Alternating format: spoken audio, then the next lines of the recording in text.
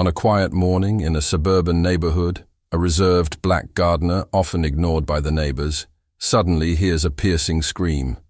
An elderly woman across the street has collapsed, attacked by bees and going into anaphylactic shock. No one runs to help except him. He does everything he can to save her.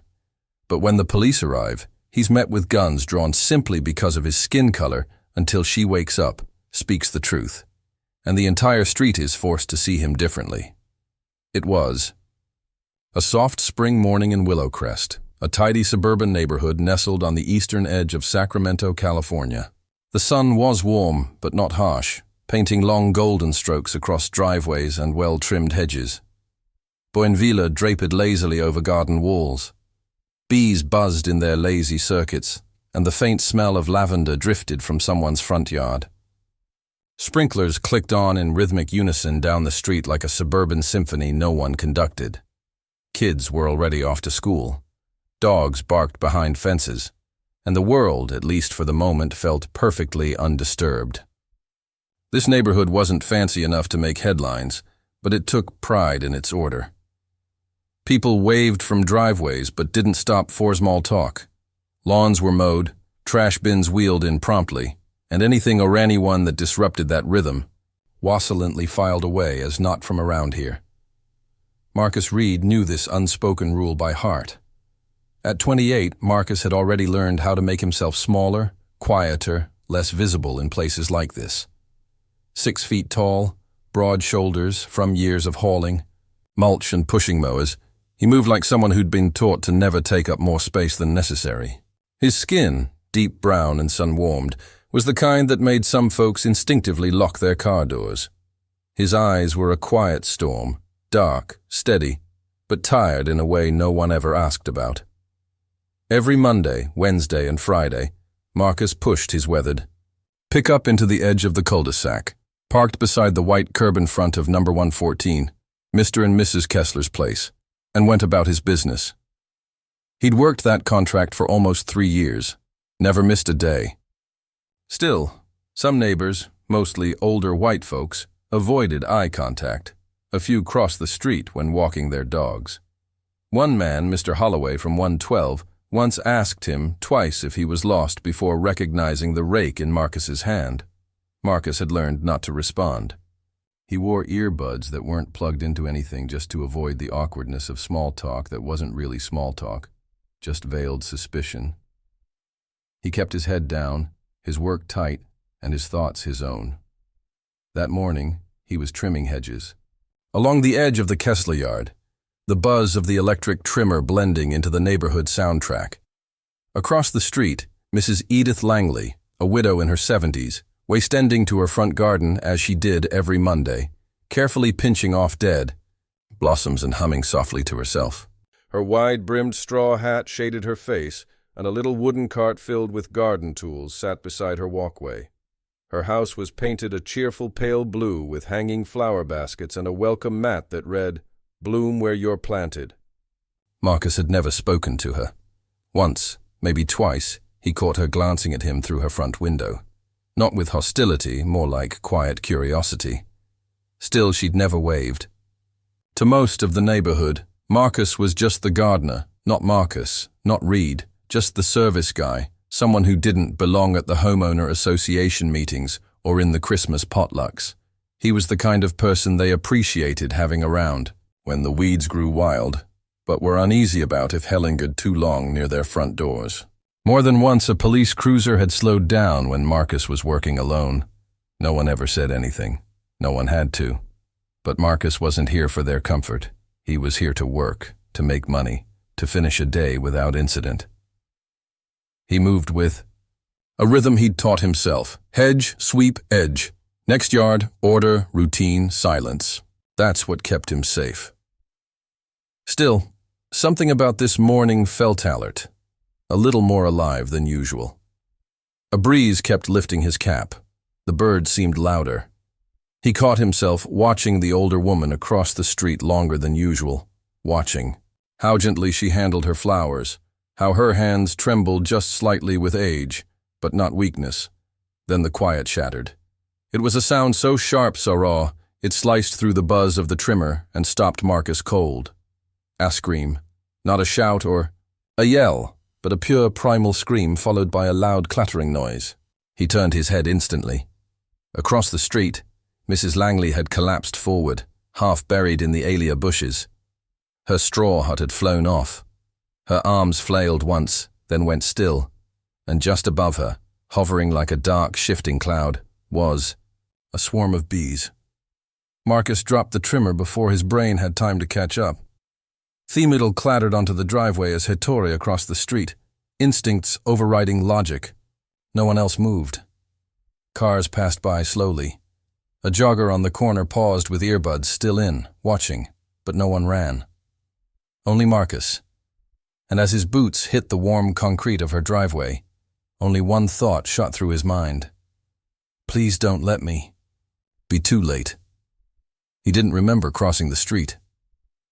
One moment Marcus was dropping his hedge trimmer. The next he was vaulting over Mrs. Langley's low flower bed fence, knees brushing against the brick edge as his boots skidded on loose soil. The air was vibrating now, not just with the panicked flutter of wings, but with something more primal, more dangerous. A surge of adrenaline slammed through his chest, drowning out everything except the pounding in his ears and the high-pitched whine of Thebes. Mrs. Langley was on the ground, her body twisted awkwardly on the lawn, half curled against the bushes like she'd collapsed mid-mare. Her face was blotched red, her skin swelling at an alarming rate, especially around the neck and mouth. Her straw hat lay a few feet away upside down with one of her garden gloves still inside it. Her small gardening cart had overturned, and tiny metal tools were scattered in the grass. But it was the bees that froze Marcus for a split second. Dozens of them, maybe more, swarming near her head, crawling over her arms, caught in the folds of her shirt like some furious, buzzing shroud. He yanked off his flannel work shirt without thinking, bearing his sweat-streaked t-shirt underneath, and began swinging it like a lasso, batting at the air. He stepped over her body carefully, trying to shield her face with his own frame as he waved the shirt with wide, deliberate sweeps. The bees stung him on the arms, the neck, one near his ear, but he didn't flinch. Pain was irrelevant. What mattered was that she was barely breathing. Her chest rose in small, desperate jerks, and her lips had already started to turn a faint shade of blue. "Ma'am!" he called out, his voice low but urgent, unsure if she could even hear him. "Hey, it's Marcus! You're going to be okay. Just hang on. All right." There was no response, just that terrible wheezing noise, as if her lungs were filling with wet cotton. Marcus glanced toward her front door, which stood slightly ajar. She must have come out only moments earlier. No one had followed. No family, no neighbor, no curious bystander running to help. Thea Street was watching in suspended judgment behind blinds, through kitchen windows, from porches with mugs of coffee halfway to lips. One woman across the street held up a phone filming Marcus. Didn't waste another second. He bent low, looped one arm under her shoulders and another under her knees, and lifted her carefully but urgently. She was lighter than expected, frail, bones sharp against his forearm. He pushed forward to the shaded entryway, kicking the screen door, fully open with his foot and stepping inside, setting her gently on the cool tile of the front hallway. The air inside was a relief, quiet and still, the buzz of bees muffled behind the door as it slammed shut behind him. But the quiet only emphasized how wrong everything was. Mrs. Langley was going into anaphylactic shock. He'd seen it once before years ago, when a kid at his middle school got stung during gym class. Her throat was closing, her breath shallow and strained, and her eyes rolled weakly, unfocused. He dropped to his knees beside her and scanned the hall. Keys on a hook, mail on a side table, a framed photo of a man in a Navy uniform. No medical alert tag, nothing obvious. Then he saw it on the far wall just beyond the entryway, a small wooden box mounted beside the coat rack, Red Cross sticker on the front, first aid. Marcus crawled over, yanked it open, and exhaled sharply when he saw it. A slim injector pen nestled between bandages and antiseptic wipes. "Thank God," he whispered, grabbing the EpiPen and spinning back toward her. He remembered the instructions from years ago. Blue toe the sky, orange to the thigh. He pulled off the cap, pressed the tip firmly into the outside of her leg, and counted aloud. 1, 2, 3. The click was solid, mechanical. He held it in place, praying silently that it would work, that her throat would open, that she'd breathe. As he withdrew the pen, her body twitched, her lips parted slightly. Then another wheeze, but this one stronger, sharper, a sound clawing back toward life. Okay, you're doing good," he said softly, brushing a damp strand of hair. Her skin was clammy, and the swelling hadn't subsided yet. But something in her expression changed. An almost imperceptible shift from total panic to faint awareness. He pulled his phone from his pocket, fingers slick with sweat, and dialed 111. 911, what's your emergency? I've got a woman, elderly, multiple bee stings. She's going into anaphylaxis. I gave her an EpiPen, but she still needs help. Fast address. He rattled it off, glancing at the number on the front door. Is she breathing? Barely, but yeah, she's conscious, swollen, weak pulse. We're dispatching an ambulance now. Stay on the line. He stayed with her on the floor, murmuring, calming things he wasn't sure she could hear. His own breathing was ragged now, his adrenaline dropping fast. He was vaguely aware of the stings on his own arms beginning to throb. But he didn't care. He just needed her to stay awake. She blinked slowly, her lips moving, and he leaned closer, barely catching the whisper. You saved me. His throat tightened. No. Ma'am, you're the strong one. Through the narrow front window, he saw the spinning red lights in the distance begin to bloom. Sirens screamed down the otherwise quiet street, growing louder with every passing second.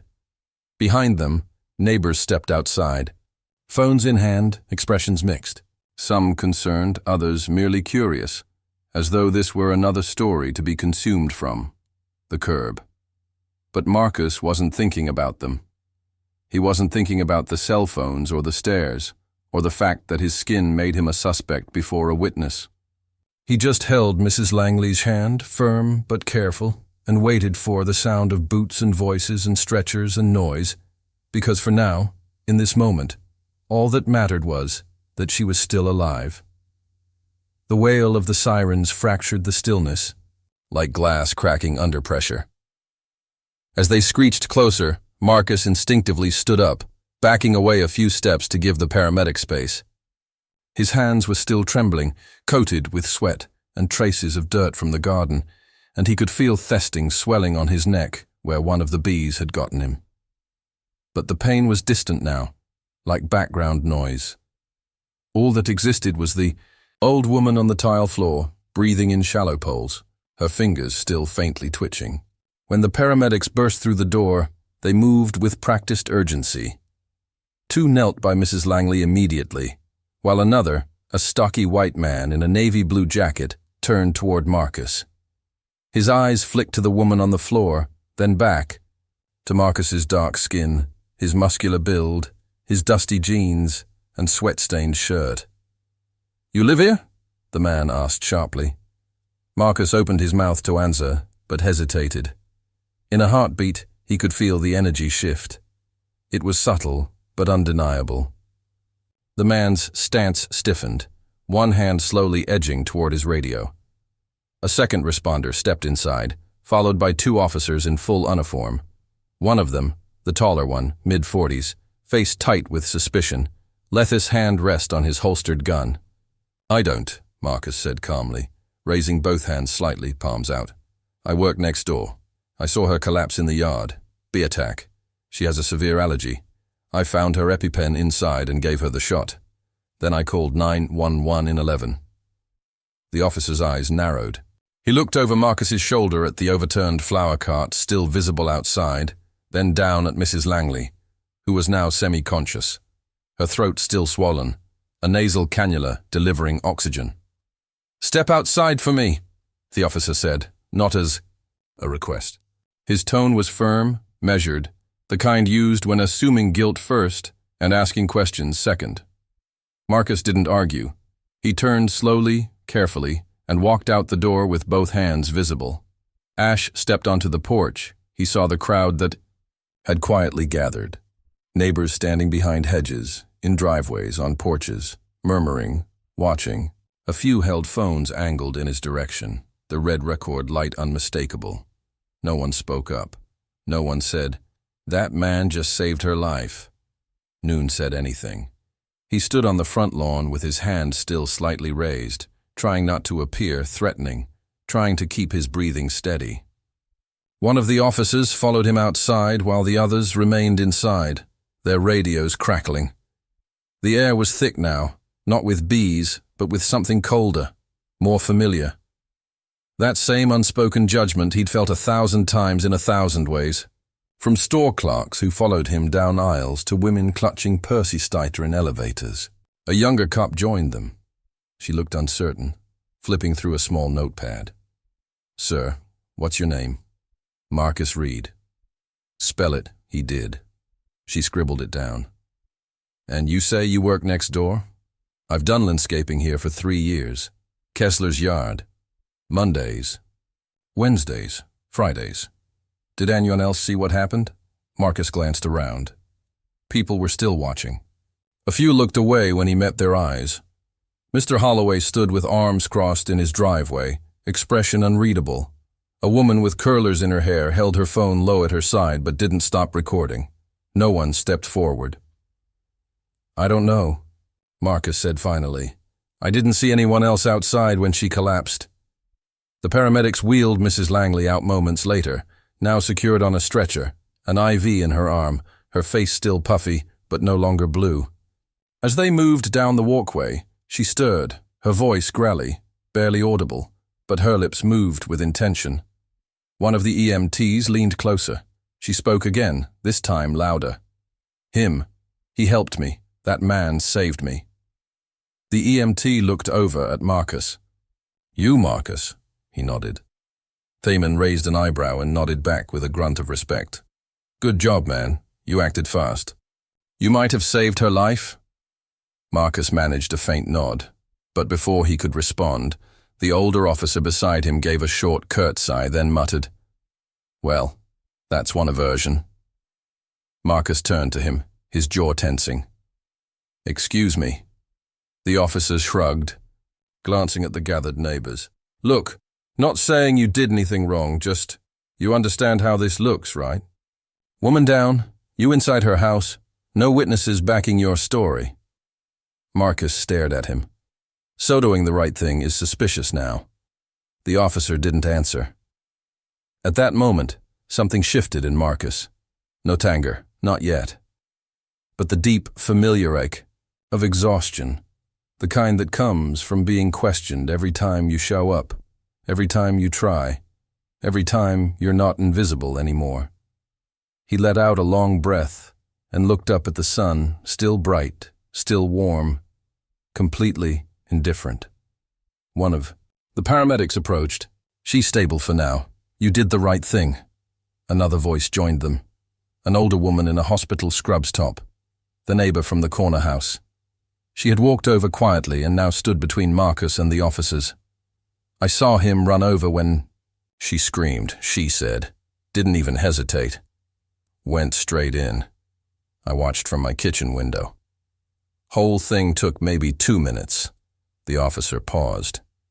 "You're sure?" She looked him straight in the eyes. Sure as hell, more sure than the people standing around filming and doing nothing. The silence after that was thick and awkward. Marcus let his hands drop to his sides. The officers exchanged a glance, then gave a half-hearted thank you and began to back off. One tapped something into a tablet. The other walked toward the patrol car without another word. The neighbor in scrubs gave Marcus a small nod before returning to her porch. It wasn't much, but it was something. As the ambulance pulled away, red lights flashing down the sunlit street, Marcus remained where he was, standing among roses, footprints in the lawn, eyes fixed on nothing in particular. Themament passed. The adrenaline faded, and what remained was something heavier than exhaustion. Not regret, not fear, just a familiar weariness. Not because of what had happened, but because of how predictably everything else had followed. He walked back to the Kessler's yard in silence, picked up his dropped trimmer, and restarted it. The hum of the blades returned, blending back into the suburban white noise. But for Marcus, the morning wasn't quiet anymore. It never would be. The days that followed drifted by in the kind of rhythm Marcus knew too well. Quiet, unremarkable, deliberately routine. He had turned to his regular schedule like nothing had happened, pulling weeds, trimming hedges, blowing leaves into neat piles no one seemed to notice. The street felt the same on the surface, but beneath that placid suburban stillness was a tension he couldn't quite name, not outright hostility. No one had said anything to him yet, but there were pauses where there hadn't been before. Conversation stopped when he passed. Cars took just a second longer to lock. Even the joggers seemed to switch sides of the street more often. Still, Marcus didn't change. He woke early, parked, in the same spot, went about his work with that same quiet efficiency that had kept him invisible for most of his life. He wasn't angry.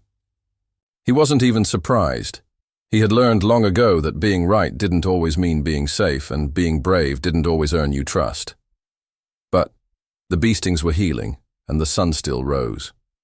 It wasn't until the following Wednesday, nearly a full week later, that the stillness broke. The Kesslers weren't home, which meant Marcus had the whole front yard to himself. The late morning sun cast soft shadows on the sidewalk, and a pair of mourning doves cooed from somewhere up in the oak tree. It was peaceful, familiar, until the small sound of a cane tapping against concrete pulled his attention to the other side of the street. He looked up from the flower bed he was edging and saw her, Mrs. Langley.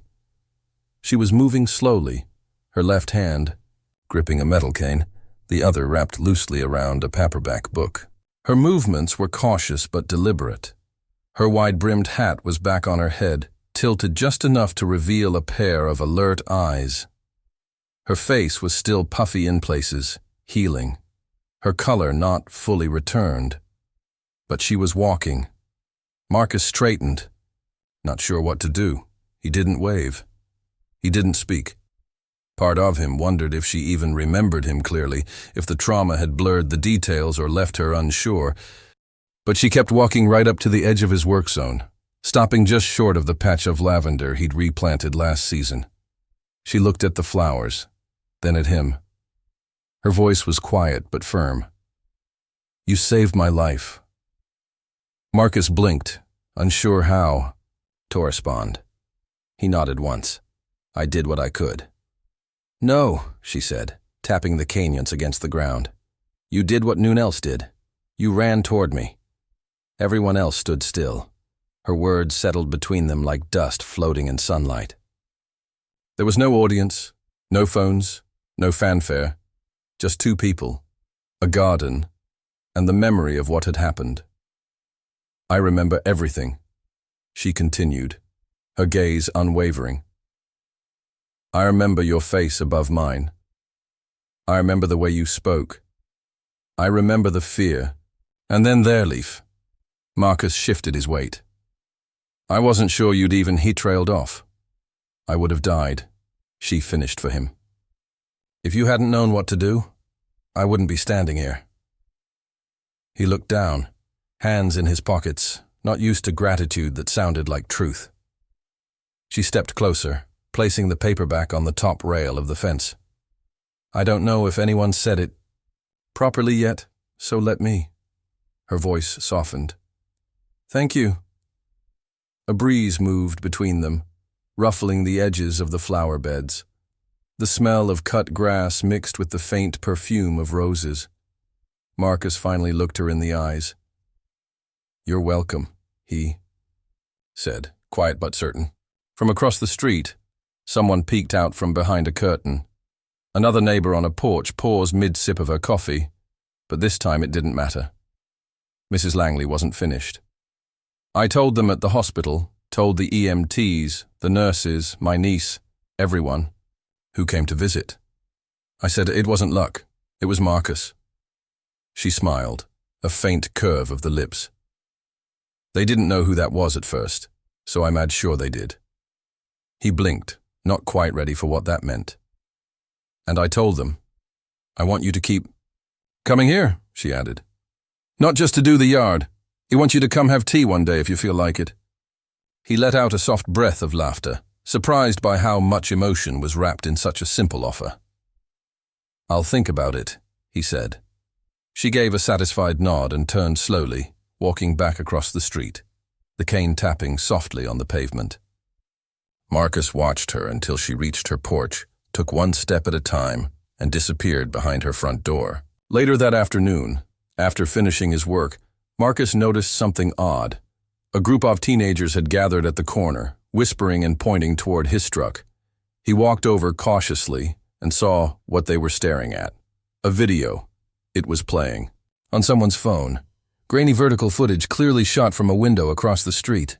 In it, Marcus was seen running toward Mrs. Langley, swatting bees, lifting her, disappearing into the house. A voice in the background whispered, "That's the guy who saved her." He didn't stay to watch thereist, but it was enough to know Thestry was spreading. Not through official channels, not through dramatic news coverage, just word of mouth, neighbor to neighbor, frame by frame. Quiet truths like seeds planted insolence. By Friday, someone had posted a photo of Marcus on the community bulletin board outside the neighborhood cafe. A candid shot of him pushing a Mauer son behind his shoulders captioned, simply, "Thank you, Marcus." He didn't ask who put it there. He didn't take it down. He just kept showing up. The people who used to look past him now nodded as he passed. Not all of them, not always, but some. And that was enough for now, because even in a place like Willowcrest, where silence often spoke louder than kindness, something had shifted. Not loud, not sudden, but real. It started with a flyer, a simple piece of paper taped to the mailbox at the end of the block. The kind most people ignored, but this one stood out. Not because of its design, which was plain, but because of what it said. Community thanks and garden dedication. Saturday, 4 p.m. All are welcome. No one signed it, but everyone knew. When Marcus pulled up that Saturday, the usual rhythm of his day was broken by the sight of folding chairs arranged in a semicircle around a small patch of grass at the end of the cul-de-sac. Someone had trimmed the bushes. There were paper lanterns hanging from the trees. A few tables with lemonade, cookies, and little note cards sat beneath a blue canopy. It was quiet, but people were there, dozens of them. Neighbors who'd never said a word. Teenagers who'd watched him from across the street. Mrs. Langley was there too, seated in the front row with a cane resting across her lap and her chin lifted like a general surveying her troops. Marcus didn't know where to stand at first. He thought about leaving, but then someone waved him forward. A little girl, maybe 8 or 9, stepped out from behind her father and handed him a folded card. On it was a crayon drawing of a man with brown skin and a green lawnmower surrounded by bees with big eyes and goofy wings. Above it, written in looping, uneven handwriting, "You are my hero." Before he could say anything, Mrs. Langley stood up slowly, the quiet murmurs fading into stillness. She didn't have a microphone, didn't need one. Her voice was steady. "I asked for this gathering," she began. Not because Marcus asked for attention. He didn't. Not because he expected a reward he wouldn't take one. But because sometimes silence is the cruelest kind of injustice, and gratitude deserves more than a whispered thank you. She turned toward him, her eyes wet but steady. "He saved my life, and I will spend the rest of mine making sure people don't forget." There was no applause, not at first, just a long, silent swell of emotion. Raw, communal, humbling. Then the clapping began. Deeper, slow at first, then rising as more hands joined in. Not performative, not forced, real. Someone stepped forward and unveiled a small wooden sign at the edge of the garden. Carved into it, were 5 simple words: Marcus, garden. In quiet honor, Marcus stood still, unsure what to do with the feeling crawling up his chest. Note embarrassment, not pride exactly, something older than both. Recognition, a name placed not on a screen or whispered behind hands, but carved into wood where it would stay. Later, as the chairs emptied and the sun softened into the gold of late afternoon, Marcus stayed behind to help pack up. Mrs. Langley approached him, her steps slow but sure. "You'll come back next week?" she asked. He smiled. Wouldn't miss it. And when she turned to go, Marcus lingered for a moment, staring at the garden, now bearing his name. He didn't need the sign. He didn't need the applause, but something had changed. Not in him, but around him. The street saw him now, not as a shadow, not as a threat, as a man, as someone who showed up, someone who ran in when no one else moved. No cape, no speech, just hands, instinct, and heart. And sometimes that was more than enough. Join us to share meaningful stories by hitting the like and subscribe buttons. Don't forget to turn on the notification bell to start your day with profound lessons in heartfelt empathy.